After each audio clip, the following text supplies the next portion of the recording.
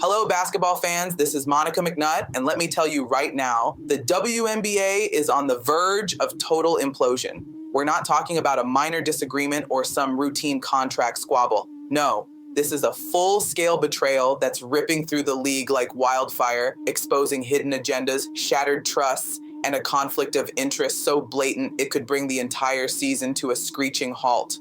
Buckle up, because what I'm about to reveal isn't just shocking. It's the kind of insider bombshell that has players whispering in locker rooms, owners plotting in boardrooms, and fans ready to riot. At the center of this storm, two superstar vice presidents of the WNBA Players Association who are playing a dangerous double game, and it might just lead to the first lockout in years.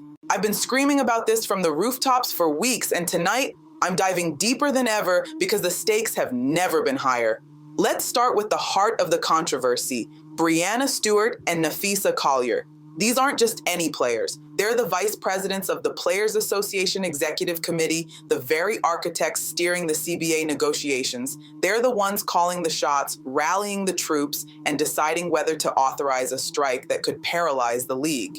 But here's the explosive twist that's got everyone gasping. Stewart and Collier are also the co-founders of Unrivaled, that upstart league that's been limping along without a single marquee player to its name. No fire, no buzz, no real traction, just a ghost of a competition that's desperate for relevance. And now, these two are using their power in the WNBA to potentially sabotage it from within. Think about it. Unrivaled is floundering, barely registering on the radar. We've all seen the empty hype, the lackluster announcements, the total absence of star power. Nobody of note is signing up. Let's be brutally honest here. It's a league on life support gasping for air. But Stewart and Collier, they're not just involved, they're the bosses, the visionaries, the ones with equity stakes and profit motives tied directly to its success. And yet, they're sitting at the WNBA bargaining table, voting to authorize a strike against the owners, pushing a proposal that could cost the league a staggering $700 million in lost revenue.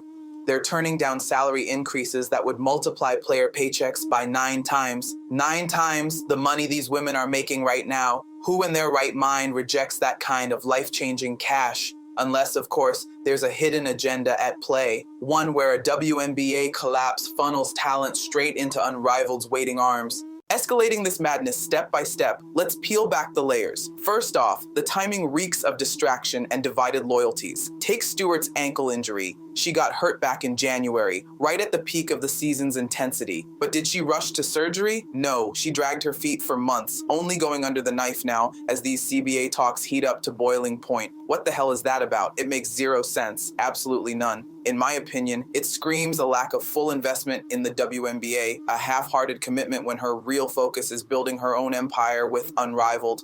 Collier's right there with her, hyping this rival league as the next big thing, even as she's supposed to be fighting tooth and nail for the W's future. This isn't leadership. This is a Trojan horse, smuggling in personal gain under the guise of player advocacy. Now, zoom in on the committee itself. 3 out of 7 members on that executive board are tangled up in Unrivaled. Kelsey Plum's suiting up for their debut season, equity in hand, profits on the horizon. Stewart and Collier, they're not players in it.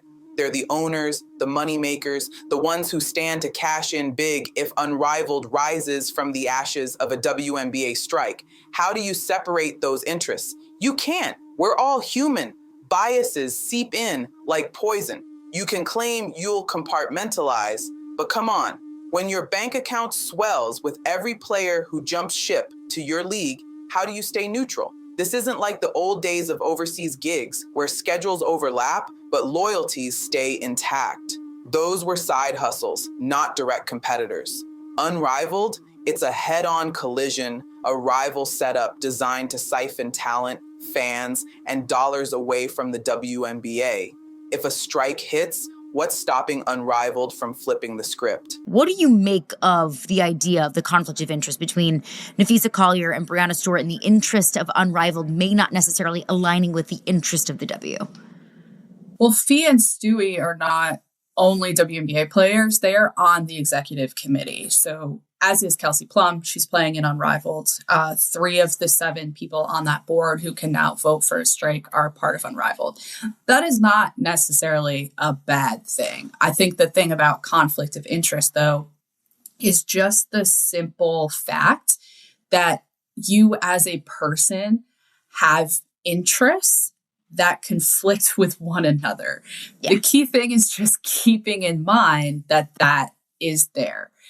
The facts of it are Fee and Stewie run this league that makes them money. There are players who played in the first season who have equity in the league who are able to make money off of this league, right? And that's the thing, is just to keep it in mind that these are 2 different things. If we want to go all the way back, like players have been playing overseas the entirety of the WNBA. That is also a conflict of interest because, as we know, the schedules overlap. You have to make decisions, all of these kinds of things. But to say that there is no conflict of interest is absolutely ridiculous, because there is. Of course there is. You can say that you'll take your personal interest out of something, but we're all human, right? Like, these biases exist. You can't always totally and completely take maybe a personal interest out of something else. Is it a concern of yours, though? It's always going to be a concern of mine, no matter what we're talking about.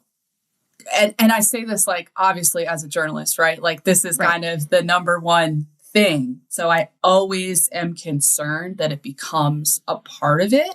You know, I would hope when you're talking about Stewie and Fee that they understand that as well and can compartmentalize that just like athletes do for anything. But it is certainly a part of these talks, and it cannot be overlooked. Hey, let's go 5-on-5 now.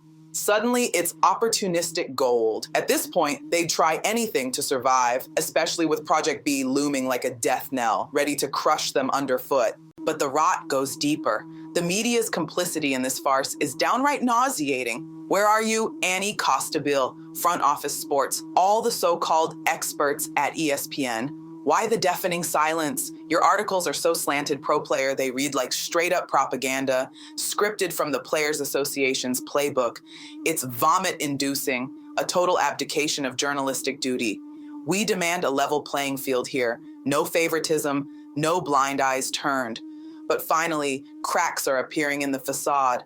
I nearly swerved off the road when I caught wind of the Hoops 360 podcast from Yahoo Sports. Cassandra Negley and Caroline Fenton laid it bare.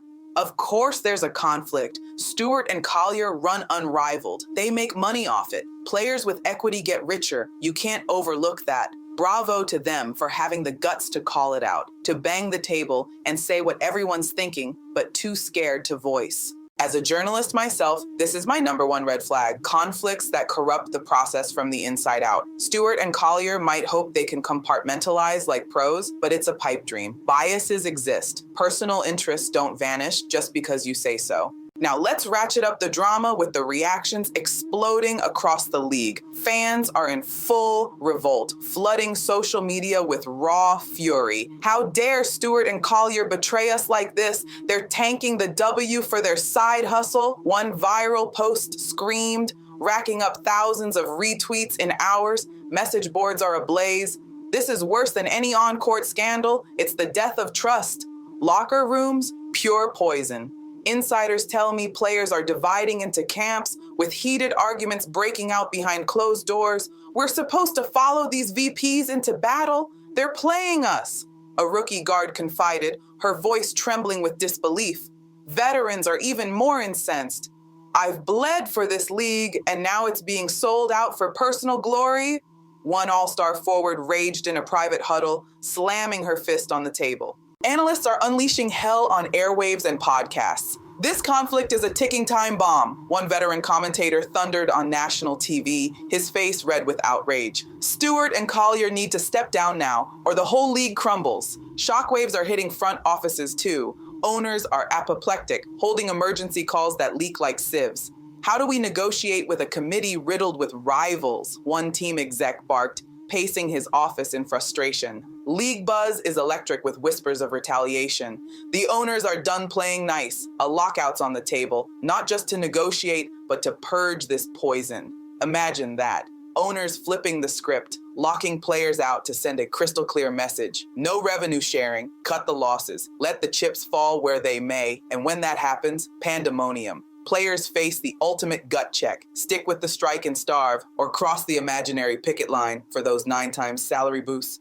That's where it gets fascinating and brutal. We're about to see who's truly aligned and who's in it for themselves. Sure, they voted for strike authorization, but a lockout changes everything. Who breaks ranks first? Caitlin Clark, she's no fool. Sharp, calculated, seeing through the smoke. She knows this conflict stinks to high heaven, a blatant power grab wrapped in player unity. Sophie Cunningham, same fire. Intelligent, no nonsense, not swayed by the agenda-driven nonsense that consumes so many in this league. These women aren't dumb. They talk straight, think clear. They're not ate up with the social agenda overload that plagues the majority of players and media alike.